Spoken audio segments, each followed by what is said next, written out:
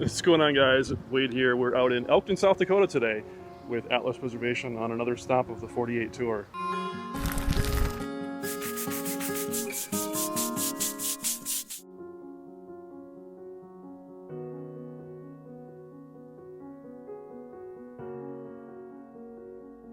We're looking at fallen monuments, leaning, and now there's new storm damage. The older monuments in this region are going to be generally marble, just like we're looking at here. They tend to have these lower bases that are a sandstone. This is a really dangerous monument. Still has some stability, surprisingly. When something starts to move like that, you can be pretty sure it's going to eventually topple if it's not addressed. Leaning bases tend to cause problems, and so this is definitely an issue. This is all chipped up, so this probably has fallen and was stood back up, I'm guessing, because the whole back is all worn away. This is a granite monument. You can see the milling wasn't as advanced then, so they actually gouged out the center, and that was pretty common to make a concave area so it didn't wobble around. You can see again the same thing, that it leaned backward and eventually the monument toppled. Someone made an effort to put concrete around it as like a mow strip or something. That was probably not original based on the way it is. I can see it's on the outside and not under it, and generally that wasn't done when these were being installed. So this is a good example of a marble tablet stone, 2-inch thick approximately, a gray marble. Also the lower base, you can see it cracked in the middle. I'm not sure if this is actually loose or, yeah, it is. And so it's delaminated, and so that's a separation along a bedding plane. So the sandstone is formed in layers, sands compressed together with mineral binder, and sometimes, unfortunately, sandstones tend to delaminate.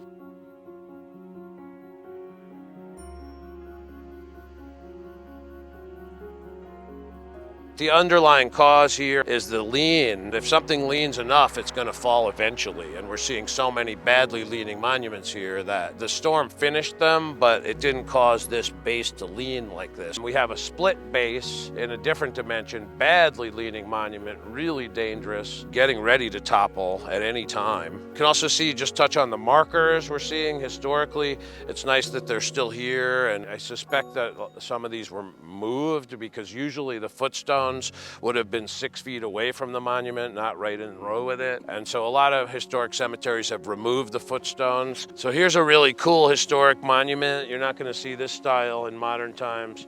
Also all loose, and to make it all round like that, it's kind of like a stone cutter's nightmare. A lot of handwork here in this era, dated 1900, and it's an unusual monument to make it all round like that with the ball on top. This was a style we see all over, though, that have these balls, and sometimes you see them out of granite. Certain styles came and went pretty quickly, and that was one of them.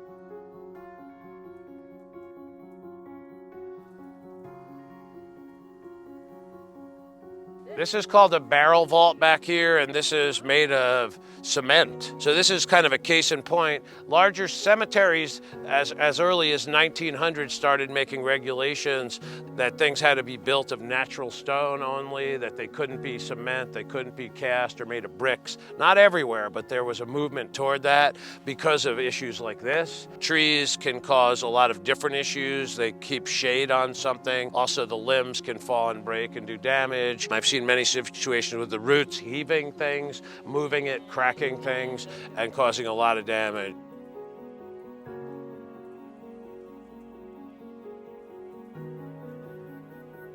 My name is Anna Even. I was born and raised just a few miles from here, lived in Elkton all my life. I am the president of the Elkton Community Museum and Historical Society. Elkton was settled in 1879 as the railroad moved west.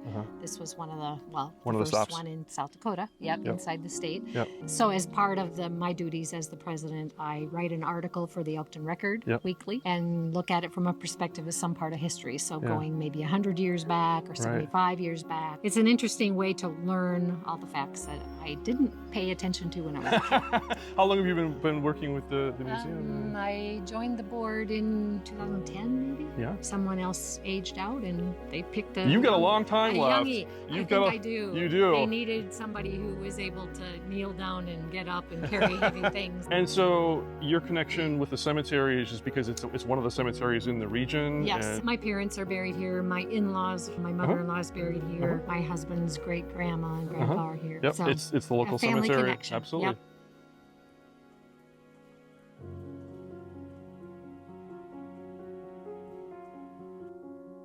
Normally I'll lever things up and pack stone under it, but this doesn't have anything to pack under because there's nothing here. You can see the bottom's not flat to begin with. Someone reset this on like a membrane of silicone, and fortunately it was so long ago that it just peeled off easily. If you're going gravel, it's more fluid, it changes, so if it freezes, it can expand a little and then contract even with the melt. To get really heavy lifting, we want to get blocks low down, close to the fulcrum, about like here. This will be under the base, and that will maximize our lifting potential. With this, we can just push on it like right like this with no blocks because it's not that heavy.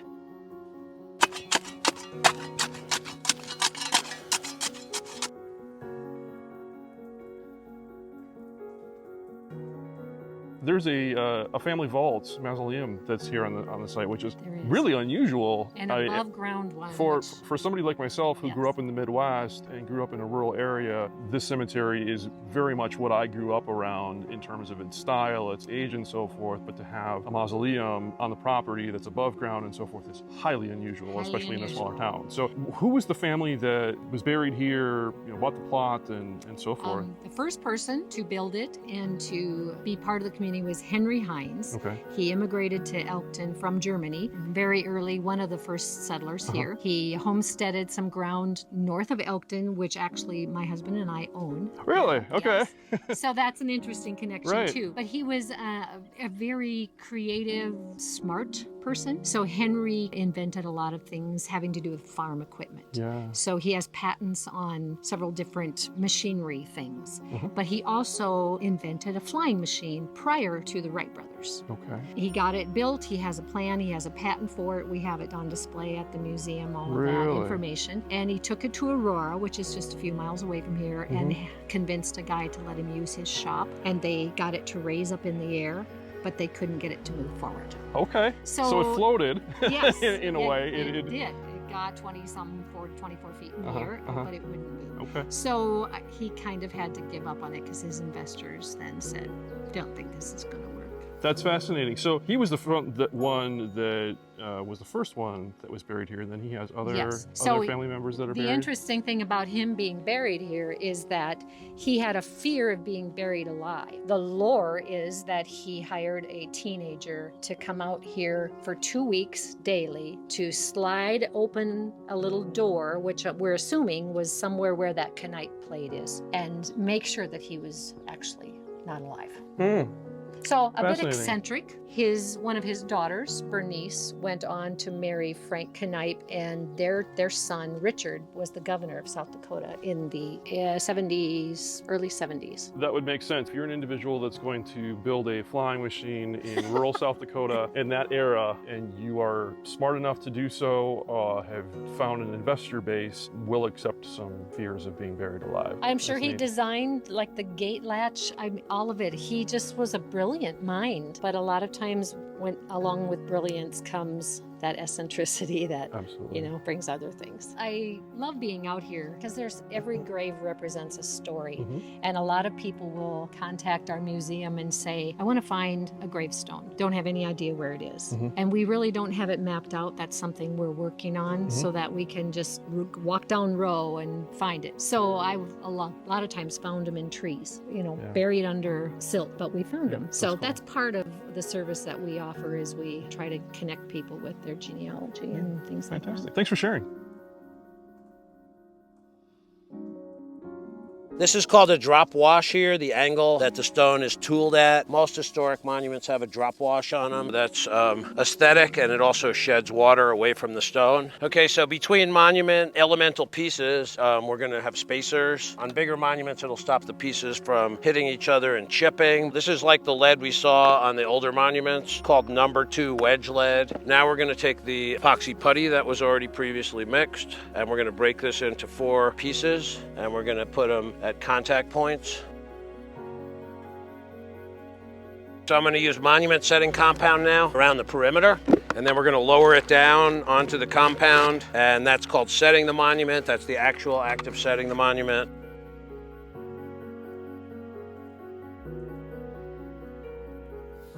Most modern monument companies use spacers, but they tend to use plastic spacers. They call them setting cushions. They do the same thing. Plastic is very hard and it has no give. It tends to be slippery. Now it's kind of floating high because it's not a heavy piece. I can help it, like what I'm doing, encourage it, a little lateral movement. See the way it's squeezing more and more and more. This is who? My great-grandmother.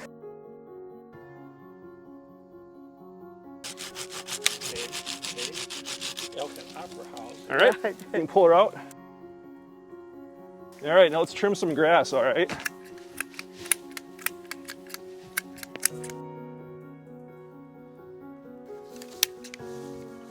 So it reads Mother, Catherine, Yep. 1863 to 1922. Yep. There she is. It's nice granite. Thank you all. Woo!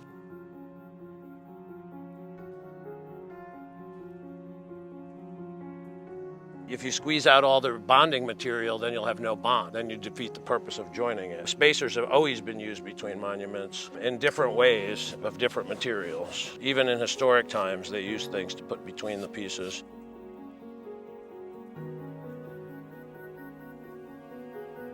I'm going to try to lift this with a hitch and then get another sling under it. It's a 1-ton chain hoist. Generally, I'm using 1-inch wide slings like this that are eye to eye. So I'm gonna try to do a hitch around it like this to get up some height. So the idea is we gotta get under it. Now I'm gonna get a sling under there. It's a heavy monument, a couple 2x4s under here, so there we go.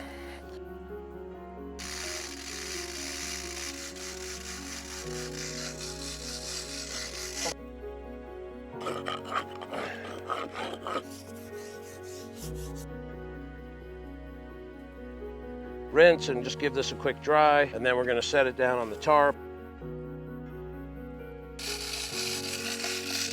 Now the pad is going to protect it from grinding against the other piece. Once we get a little higher, then we'll put some blocks in, lower it down.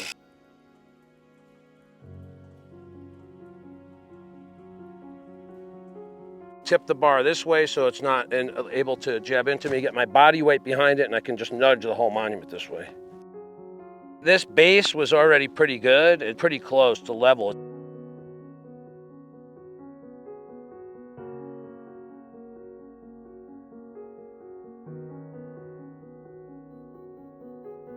See how quickly that dropped down and how much it squeezed out?